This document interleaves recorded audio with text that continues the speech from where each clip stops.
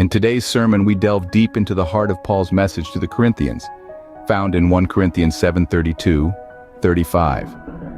This passage serves as a spiritual compass, guiding us through the complexities of devotion, duty, and divine calling. Let's journey through these verses, exploring their profound wisdom and relevance to our lives. Paul begins by laying out a foundational truth. I would have you without care. He contrasts the lives of the unmarried and the married, not to prioritize one over the other, but to illuminate the diverse paths of service to the Lord. For the unmarried man, his concerns are singularly directed towards how he may please the Lord, free from the added responsibilities that marriage entails. Similarly, Paul speaks of the unmarried woman, highlighting her dedication to the Lord in both body and spirit, aspiring for holiness. This focus is mirrored in the married individuals, though their attentions are divided. The married man careth for the things of the world, how he may please his wife, and likewise, the married woman tends to the worldly duties of pleasing her husband. This division of focus is not critiqued, but presented as a natural consequence of the marital state. Paul's intention, as he clarifies, is not to ensnare, but to offer a path to undivided devotion, stating, that ye may attend upon the Lord without distraction. Here, Paul invites us into a deeper understanding of our callings, whether in singleness or marriage, emphasizing that each state offers unique opportunities for serving the Lord. Let's apply our logical triads to further unpack this passage, beginning with balance and equilibrium.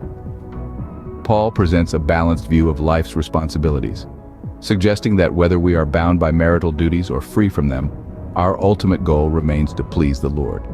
This equilibrium challenges us to consider how we balance our spiritual and worldly duties in harmony with our divine calling. Moving into the realm of cyclic and feedback, we observe a spiritual cycle where devotion to the Lord enriches our ability to fulfill earthly responsibilities and vice versa.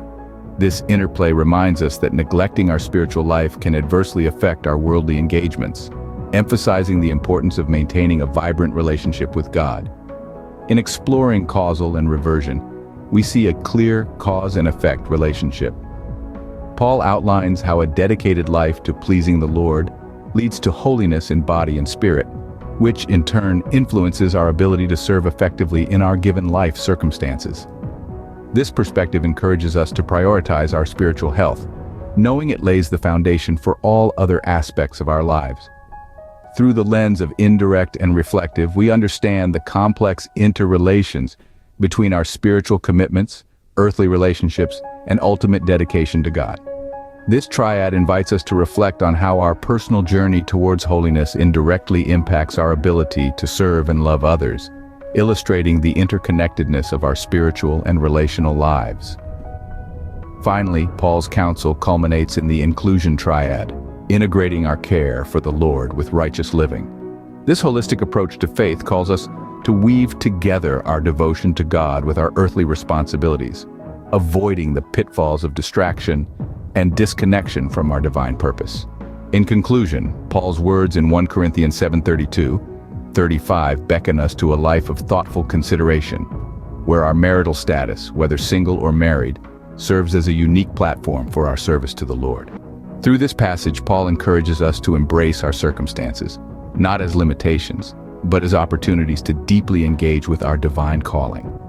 Let us, therefore, strive to attend upon the Lord without distraction, fully embracing the path He has laid before us in a harmonious blend of divine devotion and earthly duties.